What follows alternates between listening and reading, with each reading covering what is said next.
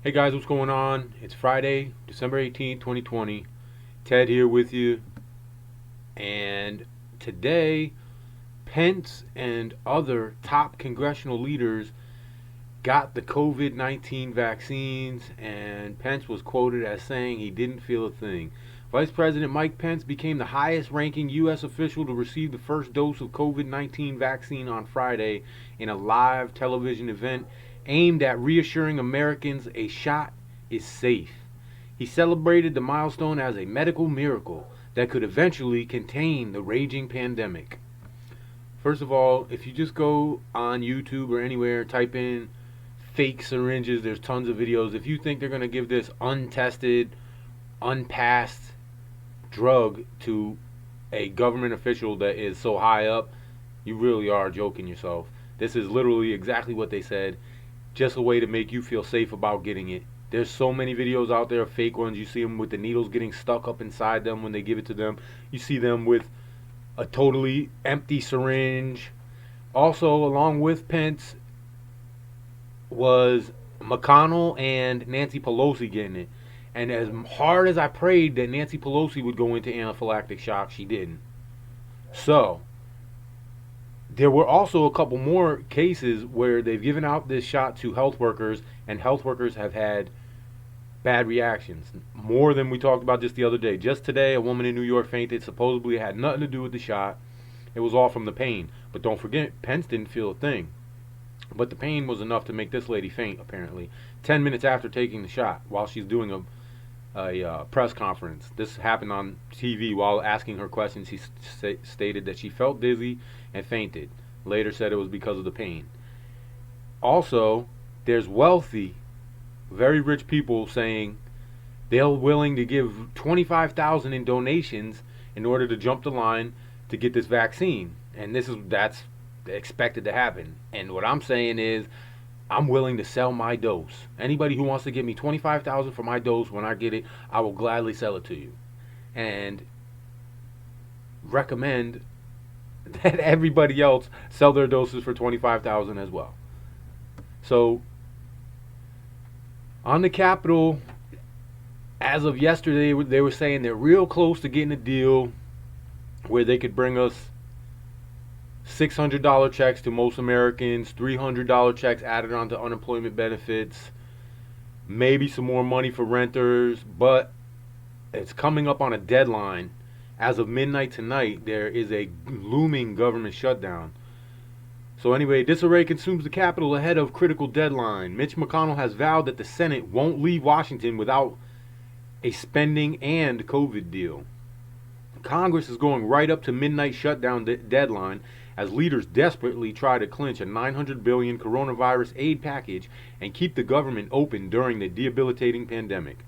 After meeting with Senate Majority Leader Mitch McConnell on Friday afternoon, Majority Whip John Thune said that the state plays is increasingly tenuous. He said announcing a deal on Friday would be a triumph of hope over experience, and that even funding the government through a stoppage gap bill for a couple of days could be a heavy lift.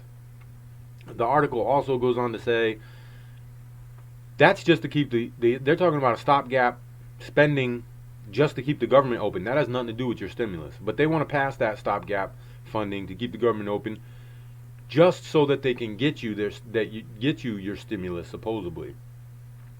Now, let's not forget these are the people that warp speeded these vaccines and all that through, but they can't get this done. They barely can keep government open from year to year. Now they can't get you this stimulus check, which is, as I said on the last video, in my opinion, falling way, way short of what people need out there. So as they bicker and play games, another one of the snags in this happens to be the Federal Reserve. There's Republicans that want to cut down on some of the powers that this bill is trying to give to the Federal Reserve, and the Democrats are saying it's just a way of making it hard for Biden to do anything about the economy because it'll be tying his hands. But I agree, we need to shut this Federal Reserve stuff down. They don't need the money. Every time a bank bails out, they throw billions and billions their way, and We've been waiting how long now for a $600 check? And like I said, at this point, I really don't think that 600 is going to help. But I don't think they should let it go through with that Federal Reserve spending bill in there, even if it ties Biden's hands on the economy. At this point, as far as the economy is concerned, we're stealing money from our children and our grandchildren so that we can get these piddly ass $600 checks. Do you really want to do that? Because they're the ones that are going to pay for it. And coronavirus pandemic is starting to hit North American meat plants again. I'll read you a quick little bit of this one, but I mean, basically, this is going right to prepping, which this channel is really about. I'm probably doing myself a disservice by calling it no nonsense news, but I want to bring the news to back up reasons why you have to prep. But Ontario, meat packers across North America are bracing for a resurgence of cases, trying to avoid the shutdowns that left supermarket shelves empty earlier in the pandemic. Cargill has temporarily idled one of its beef plants in Canada after some employees tested positive. JBS, the world's top meat producer, sent thousands of vulnerable U.S. workers home on paid leave, while Sanderson Farms Inc. said it's now facing higher absenteeism at its plants than earlier in the pandemic. Basically goes on to say that earlier in the pandemic, when they had food shortages and we started to hear about those meat producing plants shutting down, it's basically surging again. And you can prepare to not only see shortages, but if you do go to the market or the store or Walmart or wherever and you can find the meat on the shelf, it's going to cost you a lot more money. That's what's going to happen here. We're going to print up a bunch of checks, send them out, $600 to everybody. $600 is about what a steak's going to cost. I'm exaggerating, of course. That would be a huge jump from where it's at now, but you understand what I'm saying. You can expect to probably pay $60 for a good steak by the time this is all said and done. So, as they're telling you that they're ramping up shutdowns and sending people home with pay, you might want to take the opportunity to be ahead of the curve and get prepared now for the fact that there could be meat shortages in the near future. And they're telling you, they're warning you. So if you're just sitting back, relaxing, thinking that it's not going to happen, they're putting it in your face, telling you, and you really should go out and get prepared. Stack up your freezer, get canned meat, do what you got to do to prepare for this meat shortage, because meat is very important. There's tons of protein in meat. It's hard to not get your protein. It's hard to get your protein without meat. So today, the Pentagon abruptly halts the Biden transition meetings, which the Biden team is up in arms. Supposedly, on Friday, Acting Secretary of Defense Chris Miller announced a 2-week pause in the transition meetings with Joe Biden's administration team, with some Friday meetings already being rescheduled. In a statement to the American Military News, Miller described the move as a mutually agreed upon pause. But his statement came just hours after it was reported that the pause caught at least one top Biden official unaware. So, read into it what you want. I'm just bringing you the headline. As I've told you before, the media has definitely proclaimed one person is the winner.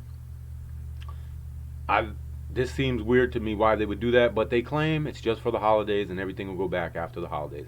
That could be it. I'm just bringing you the news. You read into it what you want. Go check it out. It's right here on a site called American Military News. Go check that out for yourself. Read the whole thing. Basically, I've told you everything in there, but check it out. And another one, this one really bothers me because I am big on the Constitution all the way around, but especially the Second Amendment. And the ATF has changed some things, which is going to ban a lot of guns and could hurt some companies that have to do with manufacturing these braces for the guns. Anyway, the ATF decision could lead to the biggest gun registration and turn-in effort, and by turn-in they mean confiscation, in American history. New guidance from the Bureau of Alcohol and Tobacco and Firearms and Explosives otherwise known as the ATF, could put millions of Americans in legal jeopardy. The ATF published a notice Thursday that required millions of AR-15 pistols and similar firearms, which are designed with braces that strap onto the shooter's forearm. That's what a brace is, by the way, if you didn't know. It basically goes through the stock of the weapon and wraps around your forearm, and it does exactly what the name would indicate. It braces it. To be either registered or turned in, destroyed or dismantled. But the standards laid out for determining the device's legality, such as caliber or weight, provided no objective measures, and the agency said it may also use undisclosed factors to judge the legality of the devices. So basically, they're already telling you that this guy won, and it's already starting to happen. They're starting to clamp down on our Second Amendment, and you can only expect that if the Pentagon in 2 weeks goes back to the transition meetings, as they've stated that that's what's supposed to happen, and we do transition over to this guy, you can expect your Second Amendment rights to be under siege for at least the next 4 years. And we're probably going to have to stand up for those rights at some point. Not to mention that all the headlines that I bring you guys regularly are telling you what's coming our way.